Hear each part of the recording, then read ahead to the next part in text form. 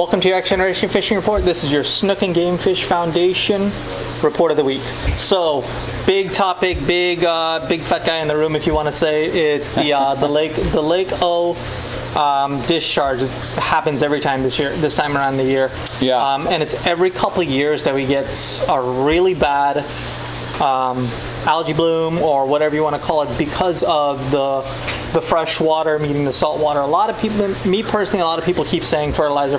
I really think it's that chemical reaction when the salt water and the fresh water meet. The algae spores are already in that salt water. Mm-hmm. The fresh water just gives them fuel to bloom.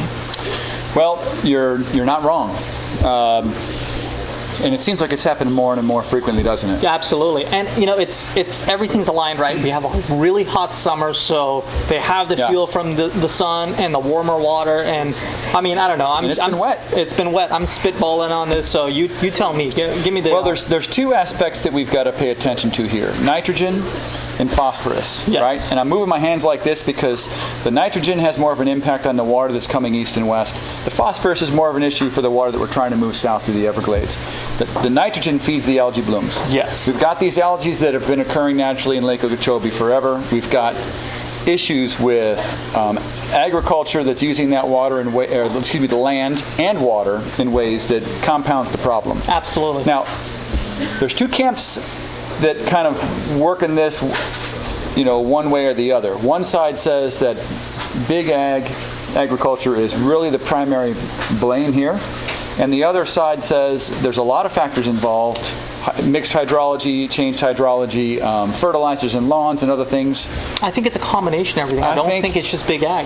I think that most importantly is that no matter what, we all want to find a solution. Absolutely. And whether we're still trying to find out. What the discrepancy tells me is nobody knows 100% for sure, but we all want to find a solution.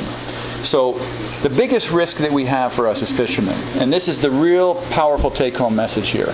I don't care what side of that camp you fall on, if you're passionate about it and you want big sugar gone, or you just absolutely believe that big sugar stinks, but you think that septic tanks and those types of issues are more of the problem, and it's more of a local issue.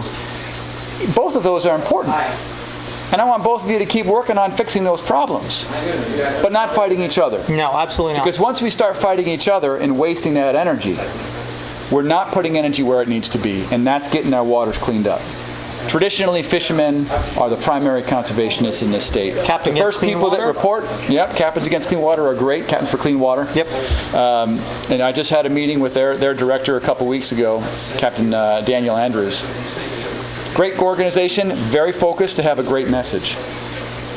But we've got to all stay together. We can't fragment, we can't disappear and get mad at each other because somebody else has a little bit of a different opinion. Now, I will tell you that one thing that's always gotten me upset is that here in Lake Worth Lagoon, the C51 that feeds into our area, when these water dumps happen, ours is on. And it's open the whole time. It's open, wide open. Right. And because it's a smaller estuary, it doesn't get the press, the national press, that the Indian River Lagoon does and that the Caloosahatchee River. And last year, Indian River Lagoon got a lot of bad press.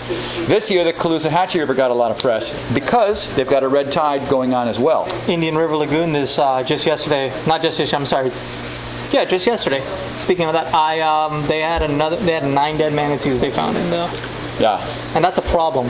That is a problem. It's a problem. Fishermen might not like to see manatees around, and they might not like the manatee rules, but manatees, it or not, they're a native species. Fishermen aside, it's a really fine balance of the ecosystem to keep everything keeps the fish going, and the fish keep everything going. So you can't be against one, or you can't not like one and expect the other to keep flourishing. Right. So it brings me to an interesting point here, is that we were just talking about how great the fishing is here on the surf and in the inlets here in Palm Beach County. When these things happen with these dischargers, there's areas that are just devastated. But there's other areas in the state that the fishing is okay. The fishing is okay, absolutely. Those of us that have a spot that's fishing well right now, we should really appreciate that. But you can't forget our brothers who are suffering, right?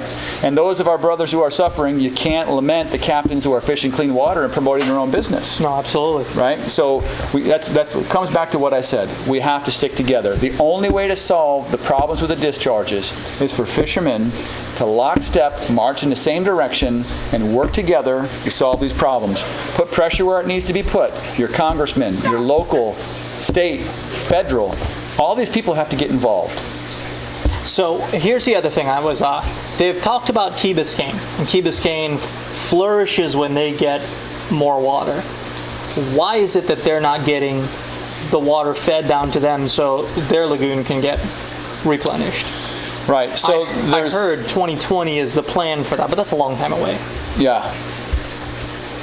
2020 is a long time away, but there is a plan in place. And as long as we don't allow any of these projects to come up and deviate from that plan, I mean, it's been screwed up for 30, 40 years. Absolutely. So 2025, it's a blink of an eye. It is. It's a very much a blink of an eye. If we don't get off the path of, moving water south, that's important, but all the projects that are involved in Everglades restoration, they can't be, No, they can't be negated either, because they need the funding too, and they need to have the protection for them also. So there's got to be a delicate balance of how the water gets moved, the timeliness it gets moved, and to not disturb that finite balance. Correct, yeah. So here's an idea, guys. If you guys have any thoughts behind it, feel free to email us. Help fuel Brett's campaign here, and he'll be more than happy to field any of your questions or take any of your suggestions with him also, because one mind can only produce so much, right? If we have given multiple ideas, you never know, your idea may be the next one to make the change. Right. So check out the email at the bottom of the screen, shoot us an email, tell us what you think. Thanks for watching, we'll see you next week.